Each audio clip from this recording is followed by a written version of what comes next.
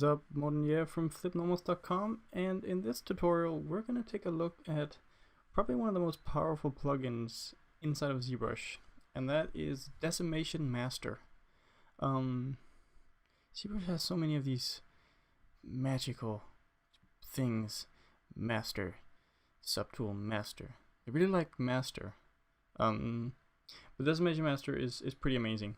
For those of you who haven't used it before, Decimation Master simply allows you to take a very, very high dense mesh with a really high poly count and simply just reduce the amount of polys in the mesh, but while retaining sort of the detail of the mesh.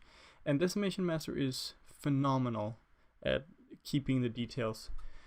And there are a few options to go over, but it's a relatively simple process. And for the people who really don't care about topology and just want to get something out for a quick render, this is really the way to go. I mean, you could use something like displacement maps as well, but it just takes way longer. I mean, this is my preferred method. I usually just decimate my models and then just get them into Maya. Like, so this mesh that I have in here is, I mean, it's not particularly high. It's not like a high density mesh. It's less than 415,000 points, right? So not too bad. It's definitely not like above 1 million or anything. But pulling this into Maya would probably still be quite a bit of hassle.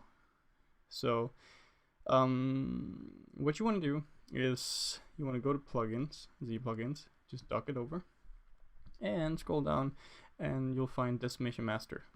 And it's really straightforward. You have three options to go through. So the first option is freezing the borders and keeping the UVs. If you have any sort of texturing done for your model, make sure you keep the UVs, because otherwise they'll just be completely destroyed as well. The freezing borders option is only relevant if your mesh has any open like holes in it or anything. If it does and you freeze the borders, the decimation won't touch those, or it'll try to preserve the edges where they are. And if you don't use this option, it'll just sort of decimate everything along with it. So just make sure you keep this in mind. The next thing you want to do is you want to pre-process your tool. Now you can either do this per subtool basis, or you can pre-process all your subtools at once. This is really up to like what you need for your project. So for this one, I'm just gonna go with pre-process current.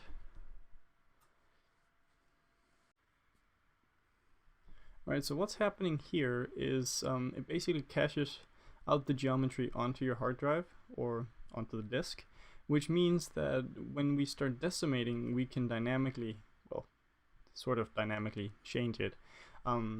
This means that we can just sort of like play around with the level of decimation.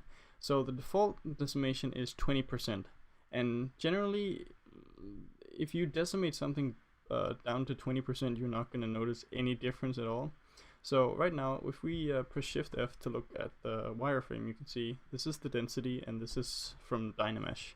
And if we decimate this tool, see there, now it's been decimated. And it's really done a great job at actually preserving all of the detail. So let's just see here. If we take it down to 10%, decimate it again, hardly any difference. I mean, it also depends on, you know, how close you want to get to your model, because if we go really close, we can see, you know, his face is completely messed up. It was also pretty messed up before, but now it's even more messed up. And especially for those of you with like really high poly meshes, it's really, usually I go maybe not for a mesh like this, which is already like pretty low, but usually I would go down to something like 2 to 5%. I mean, going down to 2% of this, you can see it gives you an estimate of what it'll get. So it's like 16K here, which isn't fantastic for this mesh. But and again, it's really dependent on like the density of your mesh. Once this is done, you have the decimation that you want. You just export all your subtools, or just the current subtool, and that's really it. So thanks so much for watching, and I'll see you guys next time.